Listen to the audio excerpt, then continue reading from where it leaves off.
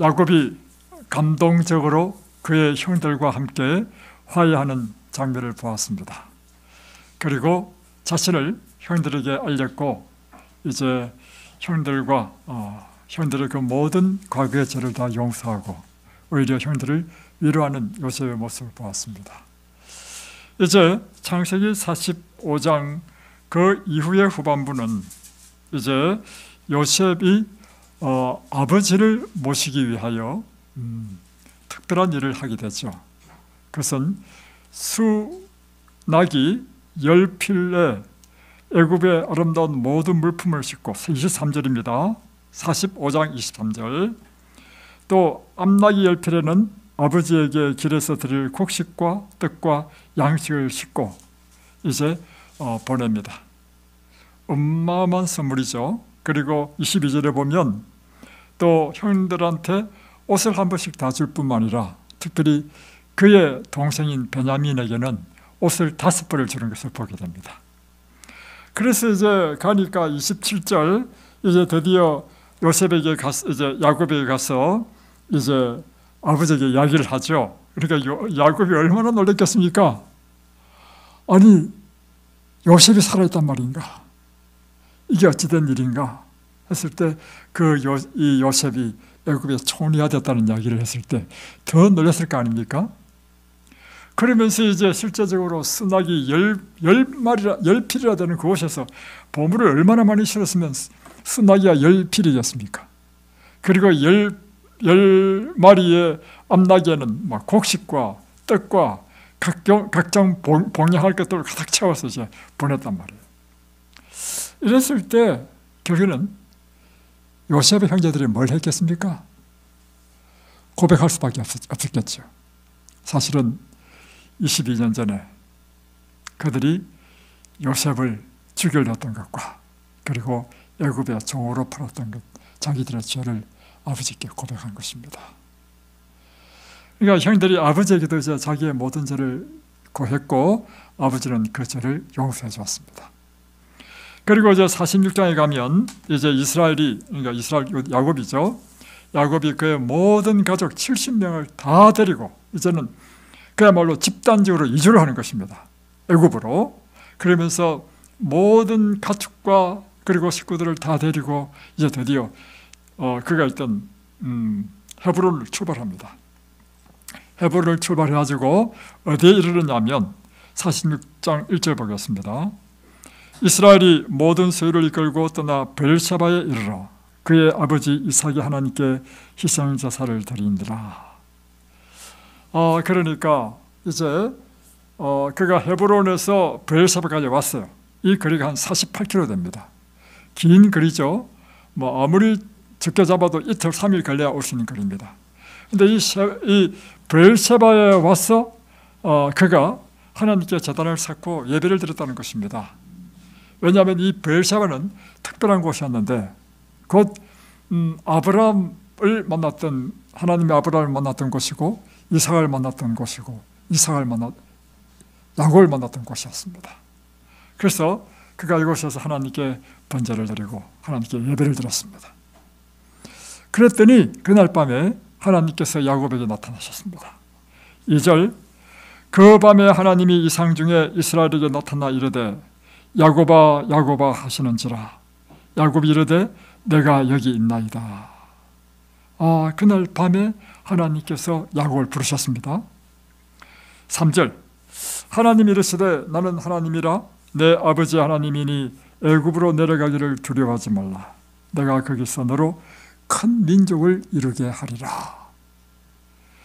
하나님께서 야곱에게 말씀하십니다. 너는 두려워하지 말라. 여러분, 하나님께서 오늘 이 아침에 여러분에게 나타나시면 무슨 말씀 하시겠습니까? 두려워하지 말라. 두려워하지 말라. 두려워하지 말라. 이것은요, 우리 인간은 이 세상에 살 때 끊임없이 한평생 걱정과 염려, 두려움 속에 살 수밖에 없는 연약한 존재라는 사실을 말해주고 있는 것입니다. 그래서 하나님께서 우리에게 주시고자 하시는 것은 나는 내 반석이요, 내 보좌라는 사실을 다시금 상기시키면서 두려워하지 말라. 그리고 4절에 보면 내가 너로 함께 애굽으로 내려가겠고 반드시 너를 인도하여 다시 올라올 것이며 요셉이 그의 손으로 내 눈을 감기리라. 그러니까 헤브론에서 가나안 땅에서도 함께 하시고 야곱을 보호하시고 축복하셨던 그 하나님은 지금 어디까지 함께 간다는 것입니까? 야곱이 다시 애굽으로 이주할 때 두려워하지 말라. 내가 너와 함께 가겠다. 이것이 오늘 하나님께서 이 아브라함에게 주신 말씀입니다. 그리고 다시 너와 함께 올라오겠다. 그러니까 여러분, 하나님은 어떤 지역에만 한정되어 있는 하나님이 아니고요, 언제나 나와 함께 하시는 하나님이시고 나와 동행하는 하나님이신데 내가 어딜 가든지 내가 함께 하시는 하나님, 그 하나님이 우리에게 말씀하십니다. 내가 너와 함께 하겠다. 그래서 이제 드디어 이 야곱이 이제 쭉 긴 여행을 거쳐서 애굽에 오게 됩니다. 그러니까 애굽에서 특별히 이 야곱과 그의 형제들을 위하여 하나님께서는 우리 이 요셉은 고센이라는 아주 비옥한 땅을 준비했습니다. 그 고센에 이르게 됐습니다. 29절, 자, 요셉이 그의 수레를 갖추고 고센으로 올라가서 그의 아버지 이스라엘을 맞으며 그에게 보이고 그의 목을 어긋맞지 않고 얼마 동안 울매. 드디어 이제 요셉이 아버지를 만났습니다. 몇 년 만에 만났냐면 22년 만에 만난 것입니다. 22년 전에 요셉은 17세 젊은 청년이었습니다. 그러나 지금 22년이 지난 이때는 39세가 된 아주 애굽의 총리가 된 아주 준엄한 한 훌륭한 아들로 지금 만나게 된 것입니다. 그 정이 얼마나 크겠습니까? 스스로 목을 안고 울고 있는 모습을 우리가 보게 되는 거죠. 그러니까 30절, 이스라엘이 요셉에게 이르되 내가 지금까지 살아있고 내가 내 얼굴을 보았으니 지금 죽어도 족하도다. 이제 나는 죽어도 여한이 없다는 것이죠. 그래서 이제 다음 47장에는 이 요셉이 자기 아버지를 바로에게 이제 데려갑니다. 바로에게 데려가니까 놀라운 것이 있는데 7절에 보면 요셉이 47장 7절입니다. 이제 중간에 자꾸 뛰어넘습니다. 제가 워낙 기니까 이야기가. 요셉이 자기 아버지 야곱을 인도하여 바로 앞에 서게 하니, 그랬더니 야곱이 뭘 하냐면 바로를 위해서 축복하는 것입니다. 여러분, 축복은 누가 누구한테 하는 것입니까? 원래 큰 자가 작은 자한테 하는 것이거든요. 여러분, 참 좀 이상하지 않습니까? 여러분이 왕 앞에, 그래도 애굽은 대제국의 왕이에요. 대제국의 왕 앞에 딱 서게 되면 일단 가는 것이 뭐냐면 심리적인 위축, 주눅이 든단 말이에요. 어떻게 감히 이 야곱이 왕을 위해서 기도할 그런 생각을 했겠습니까? 그런데 지금 야곱이 애굽의 그 대제국의 왕을 만났을 때 한 일이 뭐냐면, 야곱이 왕을 축복했다는 의미는 야곱은 왕 앞에 주눅들지 않았다는 것입니다. 그뿐만 아니라 그는 하나님의 선지자로 오히려 왕을 축복하는 그런 모습을 우리에게 보여주고 있는 것입니다. 이것이 바로 영적인 권위인 것입니다. 그러니까 이제 9절에 이제 8절에 바로가 묻죠. 바로가 야곱에게 묻되 내 나이가 얼마냐 이렇게 물었어. 그러니까 9절에 야곱이 바로에게 이르되 내 나그네 길의 세월이 130년이니이다. 내 나이가 얼마 못되니 우리 조상의 나그네 길의 연조에 미치지 못하나 험악한 세월을 보냈나이다. 130년 동안 야곱이 어떻게 살았다는 것입니까? 정말 험악한 인생을 살았다는 것입니다. 여러분도 험악한 인생 살았습니까? 우리 이 여사님 말씀 들어보니까 진짜 험악한 인생 살은 것 같아요. 죽으려고 바닷가에 아들하고 같이 뛰어들려고 하니까 아들이 막 엄마를 말렸다. 인생이 얼마나 힘들었으면 그렇게 했겠습니까? 여러분도 그런 때가 있지 않았습니까? 우리 목표는 우리 각자는요, 인생을 살다 보면 이렇게 힘들고 어려울 때가 있단 말이에요. 10절 야곱이 바로에게 축복하고, 이야, 대단한 것입니다, 여러분. 그리고 그 앞에서 나왔다 했습니다. 자, 그러면서 이제 드디어 47장 28절로 넘어갑니다. 두께 넘어가지고, 그 사이는 이제 뭐가 있냐면, 47장 13절로 26절 사이는 뭐가 있냐면, 이제 애굽의 기근이 7년 동안 기근이 있었잖아요. 이제 2년이 지났단 말이에요. 5년 동안 계속해서 기근이 일어날 때 어떻게 했는가? 이제는 백성들이요, 자기 돈을 다 팔고 해도 이제 돈이 다 떨어졌어. 다음에 가축을 또 다 팔았어. 누구한테? 요셉에게. 요셉이 그걸 다 사가지고 바로 왕에게 다 드리는 것입니다. 나중에는 팔 게 없으니까 자기의 토지와 자기 몸까지도 팔아서 바로의 종이 되겠다는 것입니다. 그래서 그걸 다 사가지고 곡식을 7년, 6년 동안 다 살리는 일을 합니다. 다 살렸어. 참, 이 요셉이 아니면요, 사실은 이 7년, 6년을 견디기 힘들었을 것입니다. 그 다음에 7년 말 때쯤 돼가지고 요셉이 백성들이 불러가지고요, 양식을 또 줍니다. 이것은 이제 씨앗을 뿌리라는 것입니다. 내년에는 이제 싹이 트고 열매를 맺을 거니까 이것으로 밭에 뿌리라. 그런 이야기가 쭉 나옵니다. 자, 그 다음에 이제 28절에 보면 야곱이 애굽 땅에 17년을 거주하였으니 그의 나이가 147세라. 이렇게 되어 있죠. 그 전에 27절을 한번 보겠습니다. 27절. 이스라엘 족속이 애굽 고센 땅에 거주하며 거기서 생업을 얻어 생육하고 번성하였더라. 한편 이 7년 동안 이제 이사간 70명의 이스라엘 백성들은 그 고센 땅에서 잘 먹고 잘 살면서요, 이 번식이 잘 돼가지고 그의 자손들이 엄청나게 불어났다는 것입니다. 그래서 여기서 보면 거기서 생업을 얻어 생육하고 번성하였다는 것입니다. 하나님께서 이 이스라엘 백성을 애굽 땅으로 이주시킨 목적이 무엇일까요? 원래 하나님께서 약속하신 것은 가나안 땅이 아닙니까? 그러면 계속해서 가나안 땅에 있도록 하지 왜 애굽으로 인도하시고 이 애굽에서 거의 400년 동안, 정확하게 계산해 보면 200 몇십 년입니다. 280년 정도 됩니다. 이 기간 동안 이곳에서 이스라엘 백성들을 애굽에서 살게 했는가 하는 것입니다. 첫 번째 이유는 가나안 땅을 주시기로 약속했지만 그 당시 가나안 땅의 형편은 무엇인가 하면 이미 가나안 백성들이 그 땅을 차지하고 있었기 때문에 그곳에서 땅을 차지할 수가 없어요. 차지하려면 전쟁을 해야 된다는 것입니다. 그러기 위해서는 아직 이 이스라엘 백성들의 숫자가 너무 적고 그렇다는 것이죠. 두 번째는, 더 큰 문제는 이것입니다.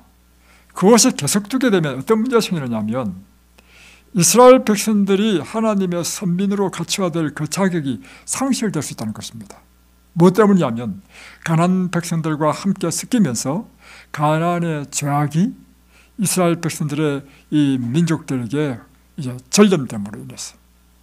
그 대표적인 경우가 뭐냐면 유다도 자기 아내를 가나안 여인을 얻었고 자기 며느리도 가나안 여인이에요. 그러니까 이 이스라엘 백성들의 자손들이 점점 거기서 살면서 누구와 접촉하냐면 가나안 사람과 접촉하고 친구가 되고 그리고 아내를 얻고 하면서요, 이제는 순수한 하나님의 백성의 그 혈통이 다 무너져 버려요. 세 번째, 그래서 하나님께서는 별도로 딱 떠가지고 고센 땅이라는 곳으로 인도했는데 특별히 애굽 사람들은 목축을 하는 것을 가증하게 여겼습니다. 그러므로 애굽 사람과 격리될 필요가 있었다는 것이죠. 그것이 오히려 이스라엘 백성들에게는 그들의 순수한 신앙을 지켜는 아주 좋은 기회가 되었다는 것입니다. 세 번째는 이스라엘 백성들이 엄청나게 불어나야 되는데 그 불어나기 위하여 합당한 땅이 가나안 땅에는 없었고 그러기 위해서는 고센 땅으로 인도하는 것이 하나님의 목적이라는 것입니다. 그래서 여러분의 생애 가운데서도 하나님께서 인생의 섭리를 통해서 인도하십니다. 그 인도하시며 저항하지 마십시오. 자, 다음에 28절. 야곱이 애굽 땅에 17년을 거주하였으니 그의 나이가 147세라.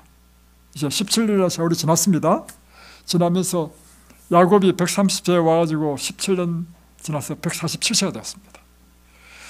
그래서 이제는 29절 이스라엘이 죽을 날이 가까우며 그의 아들 요셉을 불러 그에게 이르되, 이제 이스라엘이 이제 점점 죽을 날이 가까우니까 부조들은 반드시 죽기 전에 뭘 하죠? 그의 자손들에게 축복합니다. 그래서 요셉을 불러서 이제 축복하려고 하는 것이죠. 그래서 48장부터는요, 먼저 야곱이 요셉과 그의 두 아들인 므낫세와 다음에 에브라임 두 손자를 축복하는 이야기가 나옵니다. 자, 48장 보겠습니다. 1절, 이일 후에 어떤 사람이 요셉에게 말하기를 내 아버지가 병들었다 하므로 그가 곧 두 아들 므낫세와 에브라임과 함께 이르니. 그래서 5절 뒤에 보면 내가 애굽으로 와서 내게 이르기 전에 애굽에서 내가 낳은 두 아들 에브라임과 므낫세는 내 것이라. 르우벤과 시몬처럼 내 것이 될 것이요. 이게 무슨 뜻이냐면, 자, 야곱이 말하는 게 이런 말합니다. 네가 애굽에 와서 낳은 두 아들 있지? 에브라임과 므낫세. 이것은 시몬과 르우벤처럼 내 것이 될 것이다. 이 말은 뭐냐면요, 야곱의 아들이 아니고 손자죠. 그러나 므낫세와 에브라임은요, 마치 자기가 낳은 아들처럼 12지파 중에 하나가 될 것이라는 것입니다. 그러니까 이것은 뭐냐면 요셉이 한 지파를 차지할 것이 아니라 그의 아들을 통해서 두 지파를 차지하는 복을 누리게 될 것이라는 것입니다. 이해되십니까? 그래서 여러분 성경을 잘 이해를 해야 돼요. 다음에 쭉 넘어가서 15절, 그가 요셉을 위하여 축복하여 이르되, 이제 요셉을 위하여 축복합니다. 나의 출생으로부터 지금까지 나를 기르신 하나님, 나를 모든 환난에서 건지신 여호와의 사자께서 이 아이들에게 복을 주시고 하면서 이 아이들을 이 세상에서 번식되게 하기를 원하나이다 라고 기도합니다. 그러면서 이제 20절로 넘어가면 그날에 그들에게 축복하여 이르되 이스라엘이 너로 말미암아 축복하기를 하나님이 내게 에브라임 같고 므낫세 같게 하시리라 하며 에브라임을 므낫세보다 앞세웠더라. 다시 말하면 하나님께서 에브라임과 므낫세를 축복하는데 그 축복이 너무나 많이 축복하셔서, 축복하면 축복의 대명사가 뭐가 되게 하냐면 에브라임과 므낫세가 축복받는 것의 대명사가 되도록 하겠다는 것입니다. 그처럼 에브라임과 므낫세에게 축복을 받기를 원한다라고 야곱은 좀 축복의 기도를 한 것입니다. 그리고 이제 49장에 넘어오면 이제는 야곱의 12아들을 다 부릅니다. 그리고 그가 죽기 전에 마지막으로 12아들한테 일일이 한 사람 한 사람에게 축복의 말씀을 하는데, 가만히 보면 이게 축복인지 저주인지 헷갈릴 때가 있습니다. 그래서 잘 들어보세요. 그래서 이 부조들의 축복은요, 그냥 자기 소원을 말하는 게 아닙니다. 하나님의 계시를 받아서 말하는 예언입니다. 그래서 우리가 이삭이 죽기 전에 에서에게 축복하려고 에서에게 얘기했잖아요. 너는 내가 죽기 전에 너를 마음껏 축복하고 싶다. 빨리 가서 사냥을 해가지고 고기를 맛있게 요리해라. 그럼 내가 그걸 먹고 기분이 좋을 때 너를 마음껏 축복하겠다 했잖아요. 그런데 그 사이에 야곱이 대신 형의 변장을 해가지고 들어가서 대신 축복받았잖아요. 축복받고 나오니까 그 다음에 에스가 뒤늦게 이제 요리를 해가지고 딱 들어가니까 너는 누구냐? 나는 축복을 다 했다. 하니까 에스가 하는 이야기가, 아버지 나에게도 축복해달라고 아무리 요청해도요 에스는 축복 못합니다. 에스가 아니라 이삭은 에스를 위해서 축복 못합니다. 그런 하는 이야기가, 너는 뜬 기름같이 뜰 것이다. 내 땅은 척박하고 황량할 것이다. 너는 내 아우를 섬기는 자가 될 것이다. 그러니까 여러분, 이 부조의 이 축복이라는 것은요, 내가 마음 내키는 대로 하는 것이 아니고 하나님의 이 성령의 감동을 하는 축복이라는 것입니다. 그래서 이 12아들에 대한 축복을 하는 것은요, 그와 같이 성령의 감동으로 하나님께서 주신 예언인 것입니다. 자, 2절, 1절 야곱의 그 아들들을 불러 이르되 너희는 모이라. 너희가 후일에 당할 일을 내가 너희에게 이르리라. 너희는 모여 들으라. 야곱의 아들들아 너희 아버지 이스라엘에게 들을지어다 하면서 이제 축복합니다. 첫째 아들 르우벤아 너는 내 장자요 내 능력이요 내 기력의 시작이라. 위풍이 월등하고 능력이 탁월하다마는 물의 끓음 같았은즉 너는 탁월하지 못하리니 내가 아버지의 침상에 올라가 더럽혔음이로다. 그가 내 침상에 올랐었도다. 르우벤은요 가장 큰 특권을 받았습니다. 그건 장자의 특권, 영적 장자권을 받은 특권을 가졌지만 그런 것을 잃어버렸습니다. 그의 범죄로 인해서. 그러니까 르우벤에게는 야곱이 축복할 수 없는 것입니다. 두 번째, 둘째 아들 시몬과 셋째 아들 레위입니다. 시몬과 레위는 형제요 그들의 칼은 폭력의 도구로다. 내 호나 그들의 모의에 상관하지 말지어다. 내 영광아 그들의 집회에 참여하지 말지어다. 그들이 그들의 분노대로 사람을 죽이고 그들의 혈기대로 소의 발목 힘줄을 끊었음이로다. 그 노염이 혹독하니 저주를 받을 것이요 분기가 맹렬하니 저주를 받을 것이라. 내가 그들을 애굽 중에서 나누며 이스라엘 중에서 흩으리로다. 시몬과 레위는 뭘 했죠? 세겜성에서 사람들을 학살했잖아요. 그로 인해서 시몬과 레위는 저주의 선을 받습니다. 그래서 저주를 받아가지고 이스라엘 중에서 흩어져 버리는 그런 저주를 받을 것이다. 그 족속이 제대로 존립하지 못하는. 그래서 실제로 이 약속대로 이 예언대로 시몬은요 결국은 사라져 버렸습니다. 셋째, 유다야 너는 내 형제의 찬송이 될지라 하면서 이제 유다에 대해서는 축복을 잔뜩 합니다. 또 요셉 22절에 보면 요셉은 무성한 가지라 곧 셈 곁에 무성한 가지라 하고 요셉에 대해서 축복을 잔뜩 합니다. 오늘 이 야곱의 축복을 통해서 우리는 어떤 영적인 교훈을 배워야 되는가에 대해서 한번 보겠습니다. 첫 번째 이것입니다. 우리가 보는 창세기 46장부터 49장까지 가장 많이 반복되는 인상적인 것은 축복하는 장면입니다. 헤브론에서 베엘사바로 가서 예배드릴 때 하나님께서 야곱에 나타나서 하나님이 야곱을 축복하죠. 그리고 야곱이 다시금 애굽에 와서는 왕을 축복하고 다음에 요셉을 축복하고 그의 두 아들을 축복하고 나중에 12아들을 축복합니다. 그래서 이 창세기 46장부터 49장에서 가장 인상적인 장면은 축복하는 장면입니다.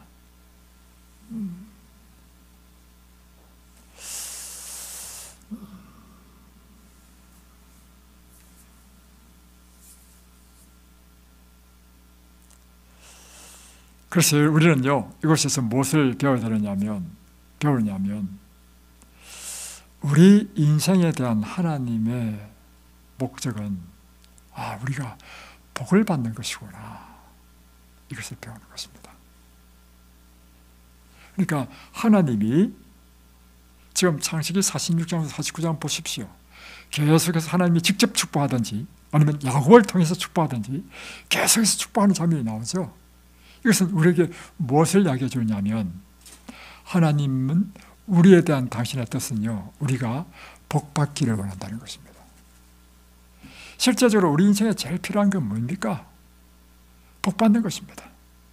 우리 인생은요 우리 인생 내 뜻대로 되는 게 하나도 없어요. 여러분 인생 살아왔지만 여러분 인생이 여러분 생각대로 됐습니까? 여러분이 아무리 신년도에 새로운 찬란한 계획을 세운다 할지라도 여러분이 아무리 계획을 세운다 하더라도요 하나님께서 이루어지지 않으시면 안 됩니다. 또 하나는 여러분이 아무리 애쓰고 하면 잘 살아보려고 해도요 하나님께서 복 주지 않으시면요 우리의 모든 수고와 노력은요 아무짝에도 쓸모없는 것이 되어버립니다. 그러나 하나님께서 역사하시고 하나님께서 여러분에게 복을 주시면요 복받는 인생이 되는 거라. 그래서 우리에게 제일 필요한 게 뭐냐면 하나님의 복을 받아야 돼. 그런데 하나님은 어떤 분이신가? 하나님은 우리에게 복 주시기를 기뻐하시는 분이시라는 것입니다. 이걸 어떻게 할 수 있는가? 지금 창세기 46장부터 49장에서도 볼 수 있지만요, 창세기 1장에서 하나님께서 이 세상을 창조할 때부터 창조의 역사를 쭉 보면요, 하나님께서 인간을 창조하시고 하신 말씀이 뭐냐면 우리에게 복을 주셨다는 말씀이 있습니다. 찾아보겠습니다. 창세기 1장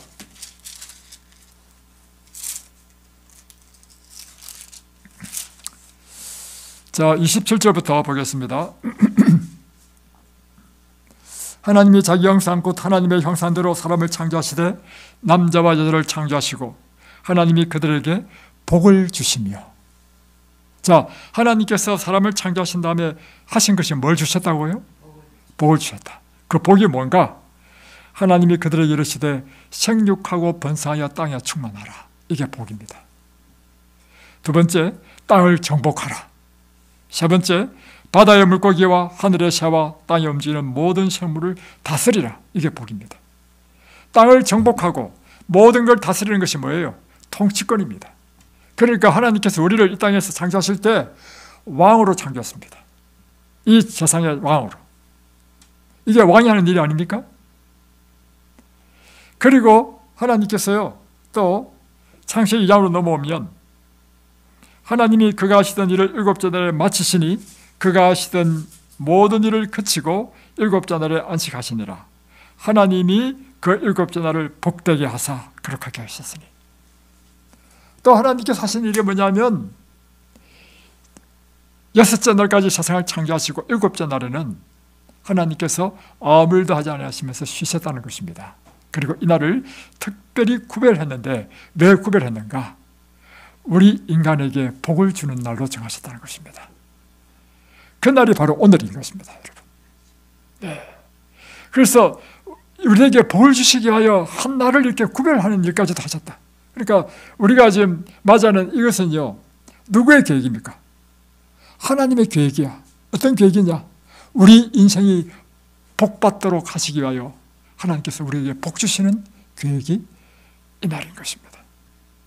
그리고 또 쭉 보면 또 하나님께서 뭘 하시냐면 사람에게, 아담에게 하와를 만들어 주면서 주신 것이 가정을 이루도록 하는 것입니다. 가정을 이루게 하신 목적도 뭐예요? 복을 받는 방법인 것입니다. 그러니까 하나님께서 우리에게 주신 모든 것은 뭐냐면 우리를 축복되게 하기 위한 모든 것이라고 하는 것입니다. 이걸 살펴보면 성경에 나오는 하나님의 모든 우리 인간에 대한 행위는요, 한마디로 표현하면 인간을 복되게 하기 위한 축복의 일인 것입니다.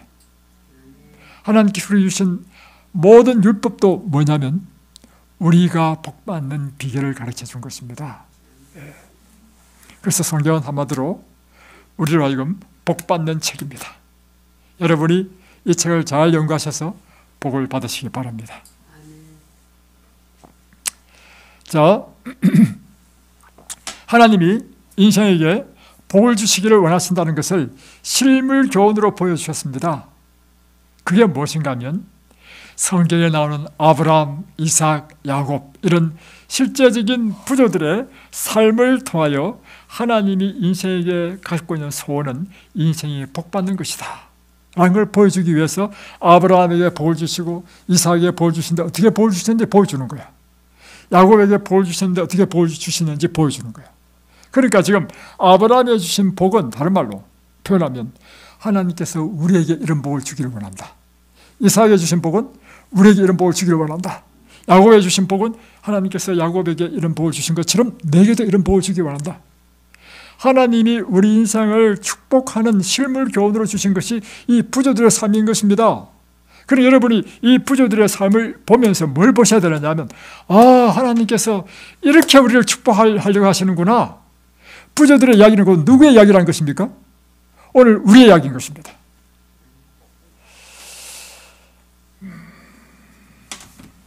야곱이 가장 절망지을 때가 있었습니다. 그것은 아버지를 속이고 축복을 빼앗은 다음에 그가 급하게 도망가잖아요. 그러다가 어느 베델이라는 곳에 이제 드디어 밤을 맞이해서 그 마음에 외로움과 슬픔, 죄책감으로 돌베개를 베고 잠을 잘 때, 그때 하나님은 야곱을 찾아오셨습니다. 그리고 야곱에게 하신 것이 무엇인가 하면 내가 너에게 복을 준다는 것입니다. 내가 너와 함께 하겠다.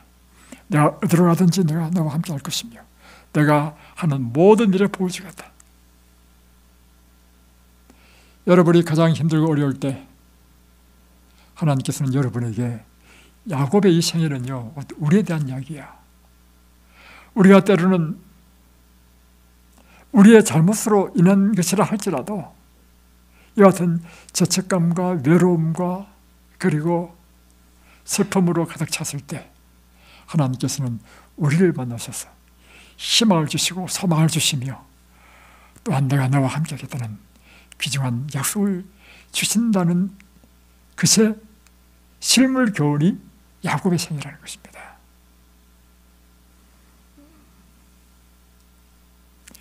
부자들은 그들의 삶을 통하여 우리가 어떻게 복을 받을 수 있는지를 보여줍니다. 여러분, 이삭의 두 아들이 태어났죠. 야곱과 에서가 태어났습니다. 하나님께서 뜻은 무엇인가 하면 야곱에게도 복을 주고 이삭에게도 복을 주는 것이 하나님의 뜻이죠. 그런데 나중에 우리가 읽어보면 야곱은 복을 받았지만 에서는 복을 받지 못했어요. 그 이유가 무엇입니까? 첫 번째 여러분 기억해야 될 것은 이것입니다. 하나님이 그들을 편애한 것이 아니었습니다. 하나님의 뜻은요, 여러분이 자식을 낳아보십시오. 여러분은 첫째 아들은 막 그냥 내가 복받기를 원하고 둘째 아들은 저주받기를 원하는 부모가 누가 있습니까? 아무도 없죠. 마찬가지로 하나님의 뜻은요, 야곱도 복을 받고 에서도 복을 받는 것이 하나님의 뜻이었습니다. 그럼에도 불구하고 야곱은 복을 받고 에서는 복을 받지 못했습니다. 그 이유는 무엇입니까? 그 이유는요, 야곱과 에서의 확연히 다른 것이 있었습니다. 야곱은 하나님을 사랑했습니다. 그의 관심의 대상이 어디에 있었냐면 하늘의 하나님이었습니다. 영적인 사물에 대한 관심이 그의 최고의 관심이었습니다. 그러나 에서는 하나님 사랑하지 않았습니다. 그리고 하나님에 대한 이 영적인 사물에 대한 관심도 없었습니다. 그는 자기의 즐거움과 자기의 쾌락을 추구하는 것이 그의 삶의 우선순위였습니다. 결국에는 여러분, 누가 복을 받는다고요? 하나님을 사랑하는 자가 복을 받습니다.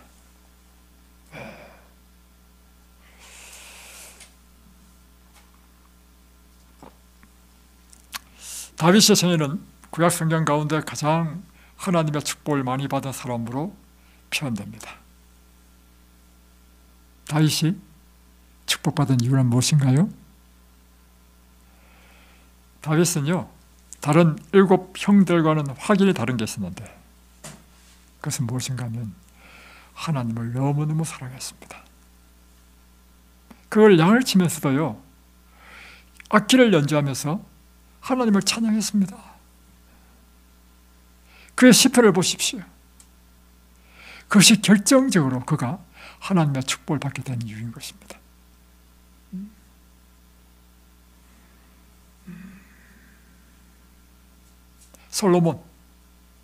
솔로몬이 처음에는 복을 받았죠. 그 이유가 무엇입니까? 우리가 열왕기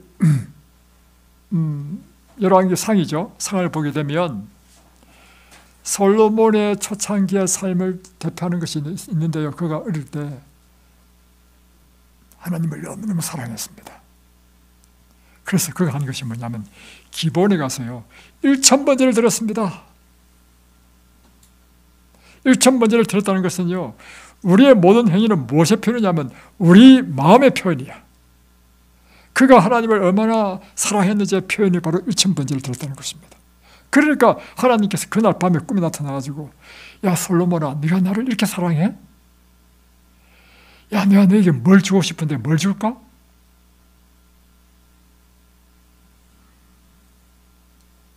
여러분, 사무엘상 2장 30절에 보면 이런 말씀이 있습니다. 찾아보겠습니다. 사무엘상 2장 30절.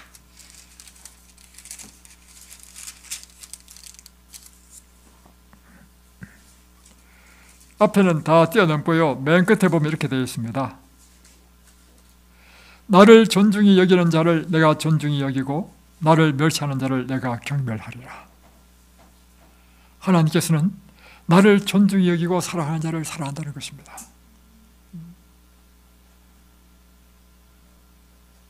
여러분이 하나님의 사랑을 받는 비결은요, 하나님의 복을 받는 비결은 하나님을 사랑하는 것입니다.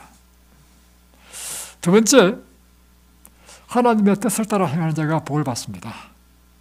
자, 창세기 49장에는 12아들에 대한 예언이 나오는데 12아들 가운데 보면 복을 받는 자와 저주를 받는 자가 나타나요. 예를 들면 르우벤이라든가 시몬, 레위는 저주를 받는 선을 받잖아요. 그러나 유다와 요셉은 엄청난 복을 받는 선을 받게 되죠. 그 차이는 무엇인가? 그 차이는요, 그들의 삶을 통하여 그들이 하나님의 뜻을 추구하는 삶을 살았느냐, 아니면 하나님의 뜻과 반대되는 삶을 살았냐에 의해서 그들의 운명이 결정되었다는 것입니다. 그러니까 하나님께서는 하나의 법칙을 갖고 계시는데 그것은 무엇인가 하면 하나님의 뜻을 따라 행하는 자에게 하나님께서 복을 주신다는 것입니다. 그러니까 르우벤, 시몬 같은 사람은요, 그가 비록 장자로 태어나고 둘째로 태어났지만 하나님의 뜻에 반대되는 일을 행함으로 하나님의 이 창조의 질서, 하나님의 이 축복을 받는 하나님이 세우신 법칙에 어나버렸어. 그래서 그들은 저주를 받게 되었다는 것입니다. 자, 시몬이 저주받은 것은 보면 세겜에서 잔인한 행동을 했죠. 사람을 대학살하는 일을 했습니다. 그리고 나서도 이 시몬은요, 변함이 없었습니다. 어떤 점에 변함이 없냐면 17세가 되었을 때, 요셉이 17세가 되었을 때 요셉을 시기하고 질투해서 죽이려고 했을 때 그 선동자가 시몬이었다는 것입니다. 그래서 나중에 요셉이 형제들 가운데 시몬을 딱 지목해가지고 결박해가지고 감옥에 쳐넣죠. 그 이야기는 시몬이 그 중에 가장 악독하게 요셉을 죽이려고 한 사람 중에 한 사람인 것입니다. 이처럼 시몬은 세겜에서 학살 사건이나 다음에 요셉을 죽이려고 했던 것이나 그의 품성은 잔인성이야. 그러니 그가 저주를 받을 수밖에 없죠. 결국엔 시몬은요, 그 민족이 점점 숫자가 줄어들어가지고 다 없어져 버렸습니다. 셋째, 레위도 세겜성에서 시몬과 함께 학살을 하는 일을 가담했습니다. 그러나 그 이후에 또 초년의 생애에서는 요셉을 파는 일에도 또 이제 함께했죠. 그런데 이 레위는 우리가 잘 알다시피 시내산에서 금송아지 만들고 사람들이 우상 숭배했을 때 이 범죄에 가담하지 않은 사람이 바로 레위였습니다. 그러니까 레위는 그가 비록 젊었을 때 그와 같은 잘못을 범했지만 그 이후로 그의 후손들이 하나님의 법을 따라 사는 한 민족이 되었다는 것입니다. 그러니까 이제는 하나님께서 예언하신 이스라엘 중에 흩트리라고 하는 하나님의 예언은 성취되었지만 흩어지면서 그가 오히려 각 지파의 어른, 영적인 아버지, 제사장이 되는 축복을 받게 된 것입니다. 그러니까 우리의 운명이라고 하는 것은요, 한 번의 행동에 결정되는 것이 아니라 계속해서 반복되면서 꼴지어진 품성으로 우리의 운명이 결정된다는 것입니다. 그러므로 과거에 우리가 어떤 잘못을 했다 할지라도 오늘 다시금 우리가 거듭나고 하나님 안에서 새로운 새 출발을 하고 그리고 하나님의 뜻에 따라 순종하는 생애로 우리의 삶이 꼴지어진다면 우리의 운명은 바뀐다는 것입니다. 그 중에 대표적인 사람이 누구냐면 유다였습니다. 유다는요, 그의 초년도 생애를 보면 그가 참 여러 가지 문제가 많았습니다. 왜냐하면 유다는요, 요셉을 이스마엘 대상에게 팔자고 제안한 사람이 유다였습니다. 그리고 창세기 39장에 보면 이제 다말과의 사건을 보면 이제 계산을 해보면 그가 가나안의 수아의 딸과 결혼했다는 말이 나오죠. 그러니까 그때가 10대였습니다. 유다는 10대에 부모의 허락 없이 자기 마음대로 결혼했어. 그리고 그 결혼한 사람도 가나안 여인과 결혼했다는 것입니다. 그리고 또 자기 아들의 며느리를 구할 때도 가나안 여인을 또 며느리를 구해서 그것이 다말이었습니다. 그리고 형사취수법에 따라서 그 며느리에게 자기 아들을 줘야 되는데 첫째는 주지 않았어. 그러니까 다말이 이제 시아버지를 통해서 씨를 얻는 그런 이상한 이야기가 나온단 말이에요. 여기까지만 보면 유다는 축복을 받기는 커녕 저주를 받을 운명에 처할 사람이었단 말입니다. 그런데 그 이후로부터 어떤 일이 일어난지는 우리는 성경에 알 수 없지만 창세기 44장인가요?